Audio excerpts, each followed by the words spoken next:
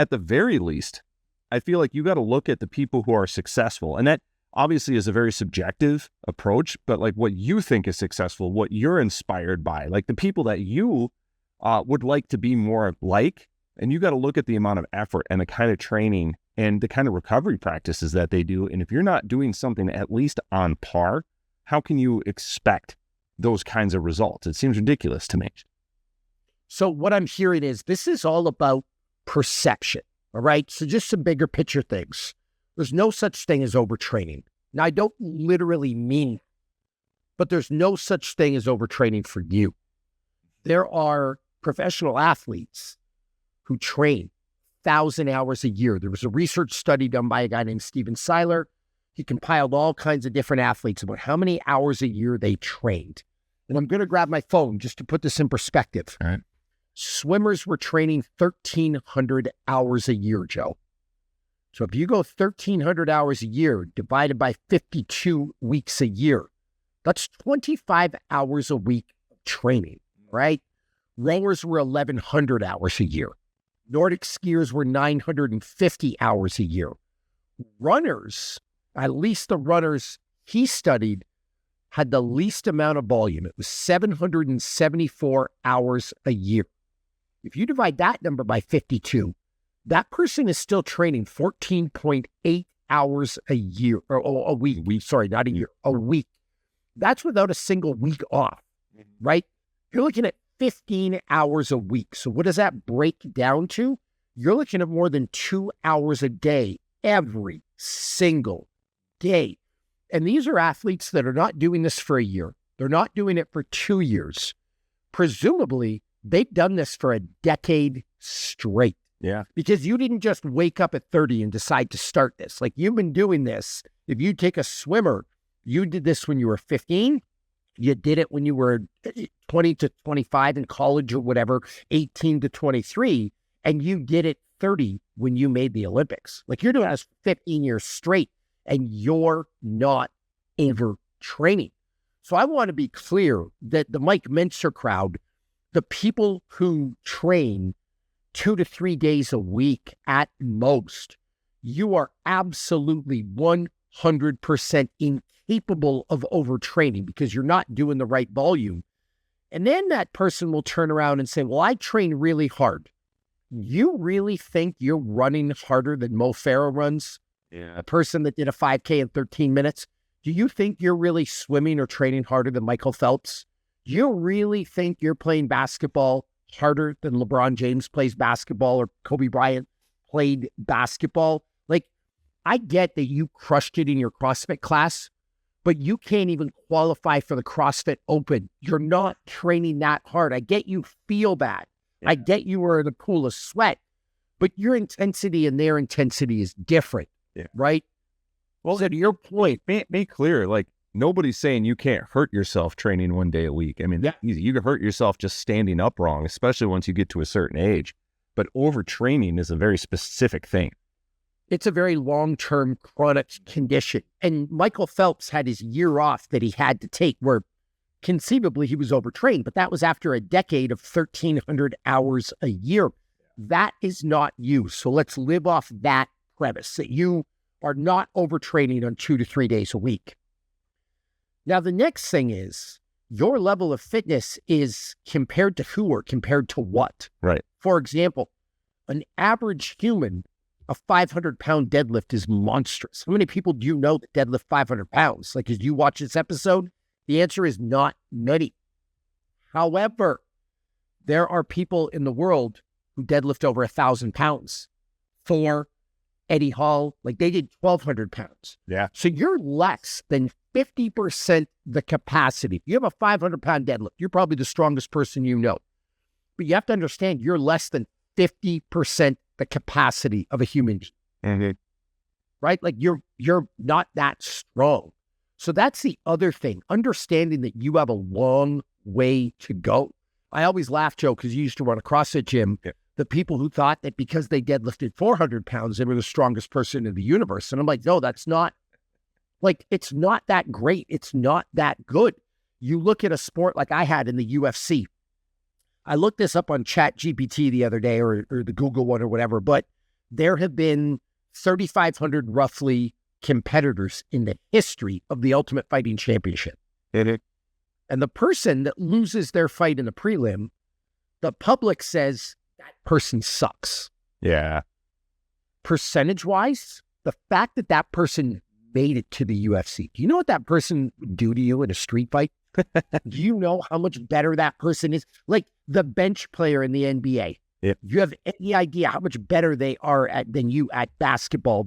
You're a Green Bay Packers fan, the person that got cut from the practice squad, but at least was on the practice squad. Do you realize how good they are at football to be there? Like how much better than you will ever be? So there's this thing that happens in fitness too, to your point. It's like, where are you on the scale and where are you on the spectrum? And people have decided that they want to be an elite level athlete or they want elite level results off average Joe and Jane banana work ethic. Yeah. Right? Like, yeah, that's right? a good way to put it. Right? Or even better yet, because most people, let's face it, most people aren't trying to win a gold medal in the 200-meter butterfly. Right? So I want to look like Henry Cavill did in The Man of Steel. Right? I want to look like Jason Statham does in The Meg. Right? I want to look like Michael B. Jordan did in Creed. What do? Okay. Well, Henry trained 2 to 3 hours a day for 6 months straight. He was on a diet plan. He was sleeping. He had a massage therapist. He had an acupuncturist. He was willing to travel to the gym that I was running at the time, Jim Jones, and spend his Christmas there. He was doing this. He was doing that. He was doing this. Like, that's what it takes. The Rock, as far as I can tell, flies a multi-million-dollar gym around the world with him and wakes up at 4 a.m. to train. And there's all kinds of stories about him being on set, being late to set because he had to train, right? Michael B. Jordan went through hell to make that transformation for that. Chris Helmsworth, it looks like he trains all the time. Like the dude, I think, owns a fitness app. Yeah. Okay, so that's the work it takes to look like those people you want to look like. To your show, The Witcher, I was just reading Liam Hemsworth talking about how grueling it was to train for season 4 of The Witcher. The workout programs, the stunts, all the things. But now you think you're going to get that showing up 2 to 3 times a week and taking an entire week off because it's Thanksgiving and because it's Christmas and and if you do more than that, you're somehow going to overtrain. It doesn't wonder though, because you bring up a really good point. Like people watch, I remember when, X-Men was still hot and like everyone wanted to look like Wolverine. Yeah. Hugh Jackman in Wolverine, like that was everybody's goal. And then you would go online and be like, what is his training program? And 15 different websites would have the Wolverine program, which, was like a basic dumbbell or body weight workout. And it's like, that dude was like powerlifting and he had a full-time coach and a strict diet. Yep. I remember when he posted, he finally like got his powerlifting total over 1,000 pounds and like how proud he was. And that's like a pretty rare achievement, all things considered. Yes. And it wasn't 3 days a week, upper body rest, lower body rest, like conditioning. But that's what was getting published by all the magazines. And there's a reason for that, though. We've been poisoned by you're going to overtrain Mike Mentzer crowd, right? Like your muscles need recovery. You can only train every 72 hours. Well, first of all, Mike Mentzer didn't train like that his entire career. Right. Number 2, he likely had access to some extra supplementation that you are not taking. Number 3, maybe he built up years of volume and then he switched at the end of his career to that program. But what you're doing now isn't good for the beginner, right? Like, well, no, like why would you get on someone else's maintenance program? Like you haven't done exactly it. These fitness influencers that are like, I only train 3 times a week now. Well, it's a lot easier to maintain than it is to build. We're talking different things, right? So there's that aspect of it too, where you're gaslit into believing that there's the overtraining thing is real. But then the secondary notion of that, Joe, and we talked a little bit about this online. I am so sick and tired of being a fitness expert because the only thing that sells is you need to make things as easy and palatable to people as possible. Yeah. They want optimal, but you have to sell it to them in a way. I mean, straight up, you're gaslighting. Yeah. It's like, I can turn you into an elite athlete in 30 minutes a week. That's the only thing that sells. If I tell them the truth about what Michael B. Jordan went to play Creed, if I tell them the truth about what Henry Cavill went through to be the Superman, if we tell them what Hugh Jackman actually went through, our friend Don Saladino, if we tell them what Don Saladino put poor Ryan Reynolds through to look like Ryan Reynolds looks, they will never buy that program. Right. Like everything in business, the business of fitness is convenience, quick, easy. Here, I'm going to put my fitness influencer hat on. Hey, sis, in just 5 minutes a week, you can have the glutes of your dreams. No BBL necessary. Hashtag stunning. Yeah. But that's where the money is, right? Like the people who are willing to spend money in fitness are the people who are buying those programs. The people who need what we're selling will never part with their money. I recently told a client of mine that they should do 100 Bulgarians. I want better glutes, better legs. I want to be like it was when I was an elite athlete. Do 100 Bulgarian split squats on each leg 4 times a week. They're like, are you insane? Like, what did you want me to say? Like, get a band and practice some like monster walks or whatever. People probably don't even know what those are, but practice a couple of like band exercises during the commercial break of Bluey. Like, will you watch your kids? Like, is that what? That's not going to work. So we're caught into selling people, Joe, this idea, maximum results on minimal effort, and it just doesn't work that way. And they hit you all the time with, they've been so conditioned, I don't want to overtrain. Yeah. You're not. Well, there's an excuse that I think people use to sell a program, right? Because they know the person who's going to buy this program, the kind of person who will buy a program from an online influencer is not a professional athlete who doesn't have much capacity. Right. And they know that as soon as it becomes even the slightest bit challenging or uncomfortable, this person will quit. I mean, so they have to bake that into the program that we know you're going to quit after the first week. And so we're just trying to stretch that out so that you'll go online during that time when you're really excited because you just bought this program and you're really vested, that you'll go in and comment on their post about how awesome it is, even though they know you're not going to be there the next week because they're just trying to sell the next one. Because you will see that. You will see every influencer will sell a program this week and a new one within a couple weeks. It's just this constant cycle, recycling people through the first week of a program.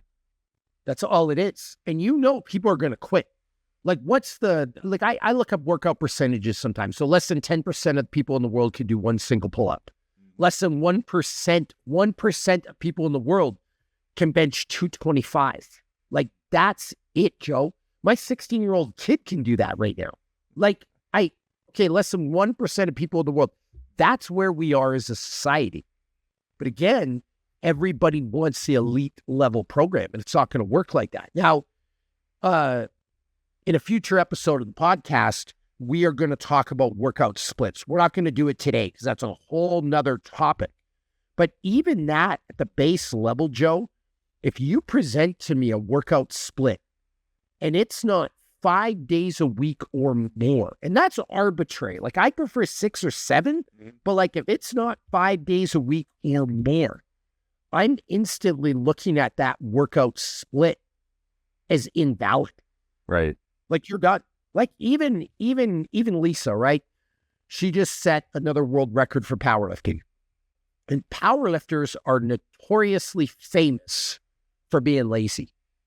Like if that triggers you, fine. Yeah. But there's all kinds of jokes about 4-hour workouts, massive rest breaks between sets, staying away from cardio. You've seen avoiding the stairs. Yeah. Internet, like all the stuff.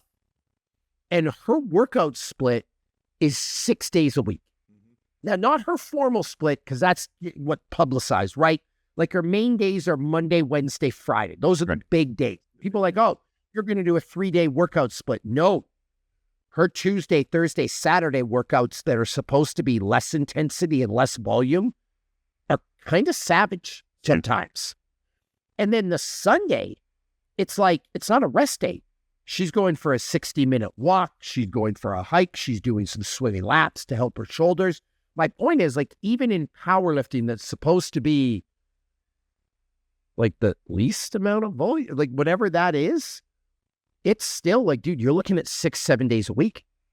Well, and that's a good question. I think, because what I'm hearing is that people should be training regularly, but also hearing that some people don't have the capacity to train at the intensity they think they have. So the question then gets to be, how do you develop that capacity? If you are absolutely out of shape, never been an athlete in your life, day one, you know you're going to be sore as hell on day two and probably even worse on day three. So it feels like overtraining. But what is the key to get to the point where you can actually follow a usable, valid program to completion? It's the Mr. Beast YouTube recipe. So here's the deal, right? We talked about this, and someone sat Mr. Beast down and did a big interview, right, about how he became successful at YouTube. In his first year, he had under 1,000 subscribers. Yeah. So he wasn't Mr. Beast. In his videos, he will tell you they were garbage. He thought they were good. They were garbage. And he talks about, until you can even worry about bigger picture questions, you have to produce and upload 100 videos. 100 videos, Joe, is a lot. Yeah. That's an incredible amount of work. But you're not even allowed to talk or ask questions until you upload 100. And the whole goal is, or what he says is, just every time you sit down to record another video, make it a little bit better. What do you mean by better? Add an extra light. Use a different setting on your camera. Try a different editing trick. Use a different inflection in your voice. Try a better title. Like just something to improve the video. But until you're at 100, which that's what, 2 a week for a year, 2 long-form videos. I know people that struggle to get a long-form video out once a month. But until you get to 100, you can't ask questions. So why do you care about Mr. Beast, and how does that relate to your fitness? That's about a year of work if you're doing it twice a week, like if you're really going after it. Mm-hmm. So I want you to train, Joe. You want to build up the capacity? I need you to show up every single day for a year, and then we'll talk. Now, are you going to be sore? Yes. Let me ask you a question. You crush your chest. You can't wash your hair the next day. Can you walk on a treadmill on an incline, Joe? Yeah. Yep. Okay. You crush your legs. You can't sit down on the toilet. You fall. You're walking down the stairs backwards because you're that messed up. Can you do some upper body? Yep. You just got to do what you can. So what it's safe to say that then the consistency of your workouts is more important than the actual intensity of your workouts? For the beginner, absolutely. And even for the professional athlete, like just showing up is still the ultimate. Yes, there's a point intensity really matters. To run fast, you got to train fast. Like you're not just going to run a sub 10 100 by running slow. But showing up is the biggest thing. We've said this again and again and again. But with the overtraining thing, just build rest in. If your legs are sore, work your upper body. If your upper body's sore, work your legs. If you're sore head to toe, you can walk. I promise you, you can always walk on a treadmill or swim or bike. And yeah, is it going to suck for the first week? Yep. Is it going to suck for the first 3 weeks? Yep. But guess what? You're not overtrained. You're tired. Yeah. You're not overtrained. You're sore because you're deconditioned. Hey, you're not. Congratulations. You're working. Yeah. You're not overtrained. You're building. In 6 weeks, doing those same workouts, they will cause you zero stress whatsoever. You know, Frank's really good take on this. I heard this interview with Terry Crews, and he was talking about his tips for beginners at the gym. And he just said, you're not even there to work out. You treat it like a spa. Like you just walk in, you walk around, you smile at people, you maybe touch the dumbbells, go sit in the sauna, call it a day. He's like, you come back the next day, you do it again. And what ends up happening over time is like, as long as you're there, you might as well try something, right? You might as well try do a little bit more, you know, and then again, you know, today I went in, I didn't even work out. I'm not going to be sore. I'm happy to come back tomorrow. It's kind of relaxing. It's kind of peaceful. It's like my little getaway. The next day I do some curls, you know, I play with the machine a little bit, like, oh God, I got a little bit tired, but you're never going so hard that you don't want to come back. And over time, you kind of get bored tinkering. And what you want to do then is like, I'm going to actually try a real workout. But by that time, you've got what, 6-8 weeks of constantly showing up, constantly giving some level of effort. You're not going to be nearly as sore or exhausted when you actually hit the ground running. And if you do that regularly over the course of a year, by the end of the year, without even trying to chase progressive overload, you're going to have so much volume built up and so much consistency built up. Your tendons are going to be stronger. Your muscles are going to be a little bit more toned. And when you do jump on a real progressive or very challenging program, you're going to be able to complete the program. But even at that, just following that philosophy, Joe, right? Let's say you do that. Let's say you show up 6 days a week, which I'd be really happy with. Yeah. I'm the every damn day guy, but I'd be happy if my people showed up 6 days a week, I'd be thrilled, right? You show up 6 days a week for, we'll call it 45 minutes. And you do that. You do your best. You treat it like a spa. You show up. Sometimes you do the whole workout. Someday you don't. That's 270 minutes a week, right? Divided by 60, you showed up 4.5 hours. Yeah. 52 weeks of the year. You're only at 234 hours. You're literally a third of what, when Steven Seiler did that report, what a high-level professional athlete does for 10 years straight. You're at a third of that, and you're going to overtrain. That's my point to say there's no such thing as overtraining. Yeah. Like, you're actually gaslighting yourself into not showing up. And to your point, like, some of those days for a lot of us, you think I go hard every day, you got another thing coming. Now, hard's a relative term. My easiest day might crush a mortal, right? Yeah. But it's still like, there are days like this morning, before we recorded this podcast, I had a bunch of stuff going on. I had to get an install for some cupboards and like just all this stuff. But like, I didn't work out that hard, but I still did 50 pull-ups, 50 dips, 50 push-ups. Yeah. That is like beyond the realm of possibility for a lot of people. 90% of the people on the planet. Yeah. But it was easy for me. That doesn't mean I'm not going to put, my point is like, you're 234 hours a year. Like, you're not capable of going so hard that you can overtrain on it. Yeah. Yeah. Like, it takes a long, consistent time to build up the capacity to be able to push yourself into honest to God overtraining. There are people who could do that on 234 hours a year. Oh yeah. I'll name them.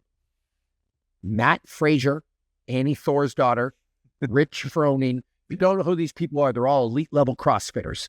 If they went in and pushed, I'm talking full send for 45-minute WODs a day, yes, you could conceivably overtrain. Yeah. But you ain't them.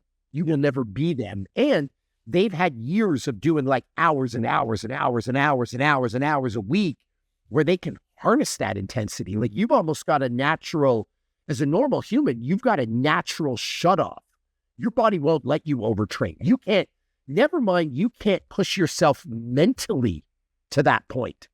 You'll quit. I promise you, you will quit in the middle of a workout. You've seen it, Joe, during like circuits and stuff. You will quit before you get to that point. Yeah. I promise you. You'll stop doing reps. You'll stop doing, this guy, Branch Warren, famous bodybuilder, go to do legs with the guy. He does leg extensions till his legs explode. I almost dropped an F-bomb there, but like, you ain't doing that. I get that you think your set of 12 was failure. You did not go to failure. Yeah. You know what I mean? Like the CT rep, like Fletcher reps. It's your set. Go till your arms explode. That ain't you. You will quit. So that's my point, Joe. Like, we got to let go of this overtraining thing, because there's a lot of science there, but you are not overtraining on your schedule. Again, the science that we refer to about overtraining is done on elite level athletes, not on dilettantes. Yeah, you might be a little underslept. Yeah. You're tired. You're not overtrained. Yep. You might have not fueled yourself properly. You're malnutritioned. You're not overtrained.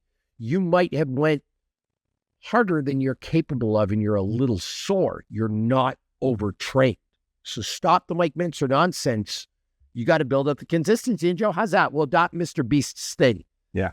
After a year, not 100 videos, but that's what he says, a year, right? After a year of you showing up every day, we can start to have that talk. Yeah. About what overtraining is, what your split looks like, what your... I've already lost, though. You just shut off this podcast because you're like, what? I want it now. I shouldn't have to wait a year. Hey, don't. All right, great. Good luck. Because every fit person you see, by the way, Liam Helmsley, just call him up for The Witcher because I think he did a fantastic job. I'm in love with the series, and I think he brings a lot to the character, but that's neither here nor there. It's also like, this wasn't his first rodeo either. Yeah. The dude was fit going in. Like, he didn't look like who plays George in Seinfeld? Oh, like George Costanza. Jason Lewis. Like, it's not like he looked like that and won the Witcher part and then had to get in shape. Like, Liam Helmsley's talking about how grueling this is, and he's been fit for years, right? Like, yeah. Henry Cavill just didn't, like, when he came to Jim Jones, and I wasn't responsible for his training. I worked with him a little bit and wrote some of his programming and stuff, but like, he didn't walk through the doors a scrub. Right. He already had a massive base. It wasn't like he went from zero to... He'd already, as we're saying, he'd already put in his year. And then... Let me what it is. Like, he looked like he knew his way around a weight room. Yeah. You know what I mean? Like, what do you, like, it's almost like you see him, like, what do you need my help with? You look fine. Like, what? That's the reality. Like, if you got to train The Rock today, it's like, well, what do you want me to teach you, Rock? Mm. Like, you want me to, like, fetch your water bottle? Here's your towel, sir. But the dude has a trainer and has to get ready for show. So that's just that. Like, these people have been fit for years and they're not overtrained before they go hard. Yeah. That's it. There's no such thing as overtraining. Drop your Mike Mincer stuff. What's the beeping? Is this the alarm? We're done? Yeah, I guess that's the we're done alarm. I have no idea. That's the Mike Mincer's listening to. Don't tell people. Smoke alarm, maybe CO2. I don't know. We'll figure that out in a second. The NSA is like shutting this podcast down. They're like, people is burning up. You got to keep people. What's the conspiracy? Weak and fat, and it's a whole the Tartarians, whatever. All right, that's it. Maximus podcast. Subscribe. Smash that like button, like the kids say. Comment, and we'll see you next time.